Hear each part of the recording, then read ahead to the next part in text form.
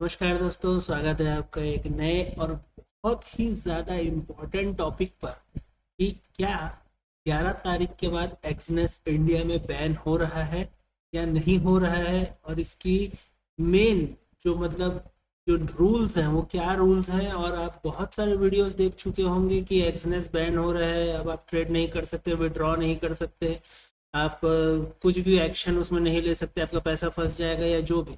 लेकिन मेन ये सच है क्या? सच्चाई में क्या एक्सनेस इंडिया में बैन हो रहा है? जवाब है सिर्फ कुछ समय के लिए।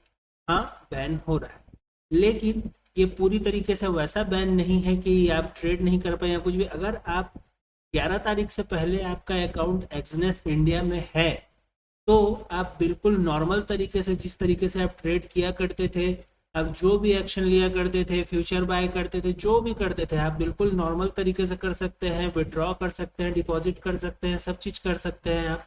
लेकिन अगर आपका अकाउंट एक्सनेस में नहीं है और आप 11 तारीख के बाद अगर एक्सनेस में अकाउंट ओपन करना चाहते हैं तो आपके लिए मुश्किल होने वाला है। ऐसा क्यों?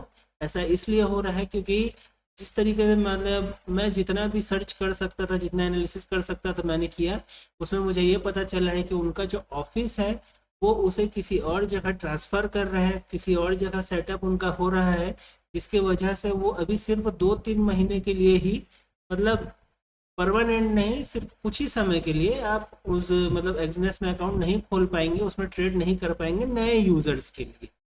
सिर्फ उनका सेटअप दूसरे जगह वो सेट हो जाए, वो उनकी सुविधा के लिए है, क्या है कैसा है वो तो आप वही जाने।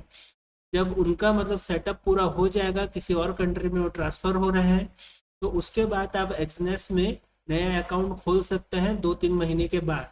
और अगर आपका अकाउंट नहीं है तो आप 11 तारीख के पहले आप अकाउंट ओपन कर सकते हैं और बिल्कुल आप बेझिझक आप उसमें ट्रेड कर सकते हैं। चाहे तो मैं उसका लिंक अपने डिस्क्रिप्शन में डाल देता हूँ, आप लिंक से एक्सनेस में अकाउंट ओपन कर लीजिए 11 तारीख के पहले।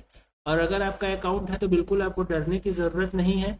ऐसा यहाँ हो क्या रहा है, यहाँ पे आपका पूरा लिस्ट यहाँ पे है, आप देख सकते हैं कि एक्सनेस भारत में बंद नहीं है। वर्तमान स्थिति अगर आप इसका देखेंगे तो आरबीआई का अलर्ट है, जिसमें ये लाइसेंसी, ऐसा ये नहीं है कि एसबीआई या सेबी या आरबीआई के द्वारा, एसबीआई कह दिया मैंने, सेबी या आरबीआई के द्वारा इसे लाइसेंस नहीं है। और जोखिम यह है कि ये इनके अंडर नहीं आता है, तो अगर कुछ भी प्रॉब्लम होता है तो उसके जिम्मेदार आप होंगे। और इसमें क्या बोलना चाहिए कि ये वैध नहीं है, ये लीगल नहीं है, बस इतना है। लेकिन आप इसमें ये नहीं है कि आप इसमें ट्रेड नहीं कर सकते हैं। इसमें कोई भी अकाउंट खोलने या ट्रेड करने के लिए इसमें कोई भी बैन नहीं है, आप इसमें बिल्कुल ट्रेड कर सकते हैं। और फॉरेक्स की जहाँ तक आप बात करें तो फॉरेक्स के लिए कोई भी ऐप ले, एक्सनेस ले, बाइनेंस ले, किसी भी तरीके से कोई भी फॉरेक्स ब्रोकर को आप लेते हैं वो लीगल नहीं है इंडिया में।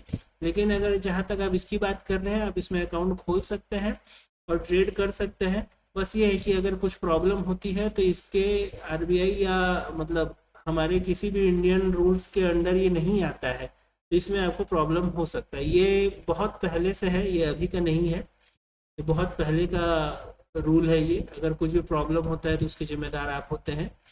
और सुझाव, और ये यहाँ जो भी लिस्ट आपको दिख रहा है आप इसका स्क्रीनशॉट ले सकते हैं, आप इसको पूरी तरीके से पढ़ सकते हैं और यहाँ आप देख सकते हैं कि क्या प्रॉब्लम है क्या नहीं है।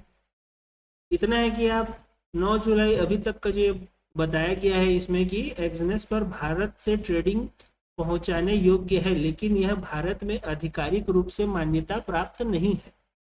यदि आप गैर आईएनआर पेयर्स को एक्सनेस पर ट्रेड करना जारी रखते हैं तो ये एफईएमए का उल्लंघन कर सकता है और आपको बैंकों द्वारा स्कैनिंग, तकनीकी समस्याएं और कानूनी जोखिमों जैसे परिणामों का सामना करना पड़ सकता है। इतना है। और अगर नीचे का और यहाँ आप देखें स्थिति, क्लाइंट्स के लिए बदलाव, यहाँ पे कुछ भी आप देख सकते हैं। 11 तारीख यहाँ जो बताया जा रहा है कि कोई सोशल मीडिया पोस्ट और कंटेंट क्रिएटर्स ने सही कहा है कि 11 जुलाई 2025 से एक्सनेस में भारत नए क्लाइंट्स का पंजीकरण बंद कर रहा है। 11 जुलाई से, यहाँ आप जो पढ़ेंगे कि 11 जुलाई से नए क्लाइंट्स का पंजीकरण बंद कर रहा है। नए क्लाइंट्स एक्सनेस नहीं यूज कर पाएंगे, लेकिन सिर्फ कुछ ही महीनों के लिए है ये। अब पुराने या मौजूदा अकाउंट्स बिल्कुल लीगल है, आप उनमें ट्रेड कर सकते हैं। और केवल डिजिटल एफिलेटिंग मार्केट और नई रजिस्ट्रेशन पर अस्थाई पॉज, मतलब कुछ ही समय के लिए यहाँ पे पॉज रहेगा, पूरी तरीके से बंद नहीं है। एक्सनेस भारत में अपनी सेवाएं पूरी तरह बंद नहीं कर रहा, केवल नई ग्राहकों के लिए रुका जा रहा है। ठीक है, नए क्लाइंट्स पंजीकरण बंद होंगे। आप इन सब को पढ़ सकते हैं, ये जो भी यहाँ पे मैंने यहाँ दिखाया है इसका स्क्रीनशॉट लेके आप पढ़ सकते हैं बिल्कुल भी। तो डरने वाली बात नहीं है, डरने वाली बात सिर्फ उनके लिए है जिनका अकाउंट नहीं है।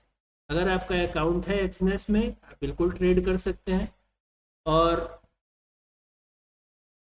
अगर आपके कोई फ्रेंड्स हैं, फैमिली मेम्बर्स हैं, अगर कोई भी इसमें अकाउंट खोलना चाहते हैं तो आप उन्हें 11 जुलाई से पहले इनका अकाउंट आप ओपन करवा सकते हैं।